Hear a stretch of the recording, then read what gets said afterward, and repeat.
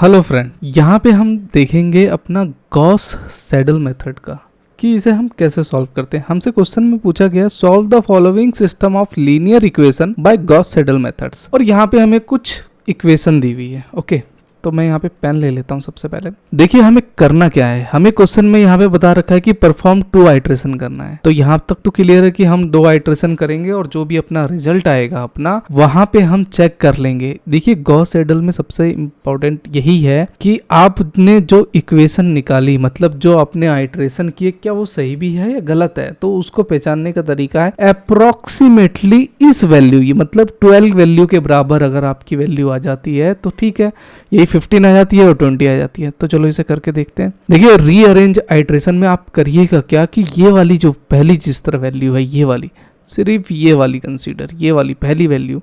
यहाँ पे मैंने करा क्या है फ्रेंड, मैंने करा क्या है, अपने 12 को यहीं रहने दिया। अगर मैं इस वाली अपना 2y को इधर ले गया तो ये माइनस में हो गया, तो वही मैंने माइनस में लिख दिया।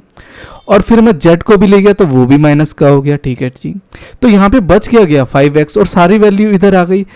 आपको भी पता है कि अगर 5x में अगर मैं x सिर्फ रहूंगा तो x की जो वैल्यू है यहाँ पे कोफिशिएंट जो 5 है वो अपना डिवाइडेड में आ जाता है, तो यहाँ पे 5 है, यहाँ पे 1/5 लिखिए या 5, तो मैंने इस इक्वेशन में लिख दिया। सिमिलरली इक्वेशन 2 में भी मैंने ऐसे ही करा है, ये वाली इक्वेशन में। तो सेकंड वाली इक्वेशन में भी मैंने सेम करा और थर्ड में भी मैंने वैसे ही करा, यहाँ पे कर लिया।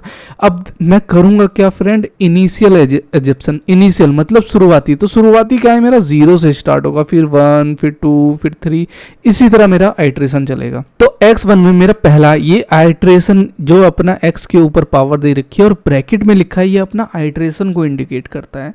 तो इनिशियल एजप्शन मतलब इनिशियल एजप्शन जहाँ पे मैंने x0 यहाँ पे 0 है, y की भी वैल्यू 0 है और z की भी 0 है, तो मैं इन तीनों वैल्यू x y z को 0 से पहले करूंगा अपना एजप्शन। ठीक है, तो x1 में मेरी पहली वैल्यू यहाँ पे जो मैंने बिठाई थी इस पे मैं 0 0 बिठा दूंगा, तो 12 तो रिमेनिंग है, तो 12 तो 12 ही रहेगा यहाँ पे। और 2 y की पावर, ये y की वैल्यू क्या है यहाँ पे 0 है, तो 0 लिख दिया, और z 0 है, तो ये इक्वेशन तो 0 हो गई, यहाँ पे 0 हो गया। अब 12 डिवाइडेड बाई 5 रहा तो 2.4 आ जाएगी मेरी वैल्यू। ये मैंने यहाँ पे आइट्रेशन 1 की x1 की वैल्यू लिख दी। मेरे ख्याल से यहाँ तक क्लियर, कोई दिक्कत नहीं होनी चाहिए आपको। सिमिलरली y1 में भी मैंने करा क्या कि y1 की ये जो वैल्यू लिखी थी मैंने यहाँ पे लग दी है। ठीक है ना, अब y1 को जब मैं सॉल्व करूंगा तो यहाँ पे जिस तरह मेरे को पता है y1 में यहाँ पे x दे रखा है, तो x की वैल्यू मैंने क्या निकाली थी यहाँ पे 2.4, तो यहाँ पे मैं 2.4 बैठा दूंगा फ्रेंड x की, और z की तो 0 है तो 0 रहेगा, तो इसी को सॉल्व किया मैंने तो 3.15 आया, और z1 पे मैंने यहाँ पे कर लिया। तो z1 की यहाँ पे जो वैल्यू यहाँ पे निकल के आई है, यहाँ पे x की वैल्यू 2.4 है, y की ये 3.5 है, तो इसकी आई 2.26। तो इसने कहा था सेकंड आइट्रेशन तक करना है, तो फिर मैं अब करूंगा क्या, मैं अब x2 से लूंगा। यहाँ से 1 से स्टार्ट हुआ था अपना पहला आइट्रेशन था, तो x2 में, तो अब x2 में जो y की वैल्यू जो अपडेटेड होके आई थी तो मेरी क्या निकल के आई थी 3.15 सॉरी, तो 15 लिख दिया, और z की जो अपडेटेड आई थी 2.6, मैंने यहाँ पे 2.6 लिख दिया, तो x2 आइट्रेशन मेरा 0.688 आया मेरा यहाँ पे। सिमिलरली अपना सेकंड में भी वही आइट्रेशन करेंगे जहाँ पे y2 मैंने लिया यूजिंग x2 एंड z1, तो x2 की वैल्यू यहाँ पे लूंगा और z1 की लूंगा, क्यों, क्योंकि जो मेरी अपडेटेड वैल्यू आएगी वही लूंगा।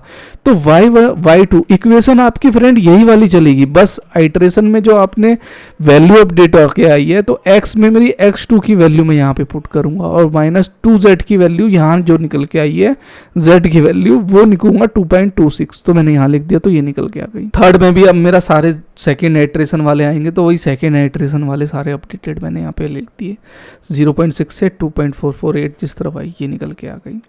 अब मैंने आपसे कहा था कि हमें यहाँ पे गॉस सैडल में ये चेक करना होता है कि क्या मेरी वैल्यू इसके बराबर आ रही है, तो हाँ आप करके देखिए ना, इसी के अप्रॉक्सी वैल्यू आएगी। तो चलिए कोई सा भी मैं इक्वेशन पकड़ लेता हूँ, पहला वाला जिस तरह 5x, तो 5x की वैल्यू मैं पहले देखूंगा, तो यहाँ पे है 0.688। ओके, तो यहाँ पे x में यहाँ पे लिखिएगा कि 0.688 लिखिए यहाँ पे। ठीक है, हाँ, तो यहाँ पे 5x में 0.688 लिखूंगा, तो मैं यहाँ पे कैलसी ओपन कर लेता हूँ, तो 5 इंटू 0.668 है ना,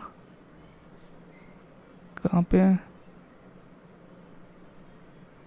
और प्लस 2.883, तो 11.299 के अप्रॉक्स मेरा आया, मतलब 12 के अप्रॉक्स मेरा ये निकल के आ गया।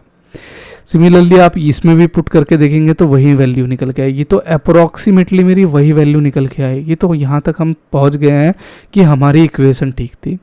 तो ज़्यादा मुश्किल नहीं था, 5 मार्क्स का क्वेश्चन में गॉस सेडल का जो ये था अपना क्वेश्चन काफ़ी ईजी था। इसके बाद भी अगर आपको कुछ डाउट है तो आप मेरे को कमेंट कर दीजिएगा। बाकी मैं ये आपसे कहूँगा कि साइंटिफिक कैलकुलेटर का यूज़ करिएगा। साइंटिफिक कैलकुलेटर का यूज़ करने से आप 1 शॉट में अपना सॉल्यूशन फास्ट कर सकते हैं फ्रेंड। इंस्टेंट आप जब एक एक करके पहले इसको सॉल्व करें फिर इसको सॉल्व करें, साइंटिफिक में 1 शॉट में करिए, और बेनिफिट यही है कि हम साइंटिफिक कैलकुलेटर का यूज कर सकते हैं। ठीक है, तो मिलते हैं नेक्स्ट वीडियो में, तब तक के लिए बाय बाय।